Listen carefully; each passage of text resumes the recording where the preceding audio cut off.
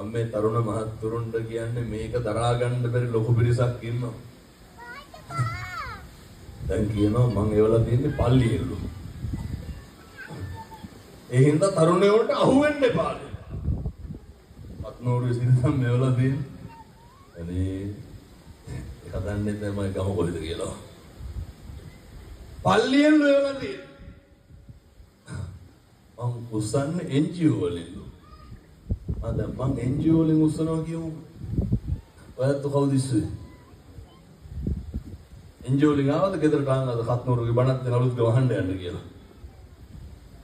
සල්ලි පොම්ප කරනවලු මගේ බණවලට. ඊයේ මතුගම බණ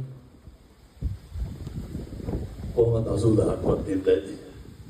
දබවැස්සනේ. ඔය මැද්දට ගෙනල්ලා දාන්න ඕන මට පයින් එකේ. මොනවා වගේ වෙයි?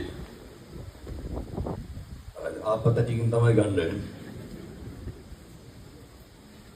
මිනිස්සු දොහොත් මුදුන් දීගෙන සාදුකාර තියාගෙන බුද්ධා ලම්බන ප්‍රීතියෙන් සම්බුද්ධ ශාසනයට තියෙන ආශ්චර්යයට ධර්මයේ තියෙන හාස්කමට සිවුරට තියෙන ආදරයට පින්නතුනි ජාණෙන් ජන්මෙන් පුරුද්දෙන් එන බෞද්ධකමට හැරෙන්න මොකේද? ධර්මයේ ගුණ කියන තැන උගන්වනවා සම්දිට්ඨිකෝ ධර්මයේ ගුණ සාන්දෘෂ්ටිකයි. ඒක තමයි ඔය පේන්න තියෙන්නේ. වෙන මොකේද? අතොට සල්ලි දුන්නොත් බණහන්න යන්න කියලා. මතක තියාගන්න. ඔය සල්ලි දීලා කියමු. දීලා හරි කවන්න පින්නතුනේ කුඩු ගන්න එක නවත්තනවා නම් එච්චරයි. ඒක පල්ලියෙන් නෙවෙයිනේ. අපායෙන් හරි කමක් නැහැ. ඒවලම් මේකට හොඳක් වෙනවා නම් මොකද වෙන්නේ? ඒ නිසා අපේ තරුණ මහත්තුරු දැනගන්න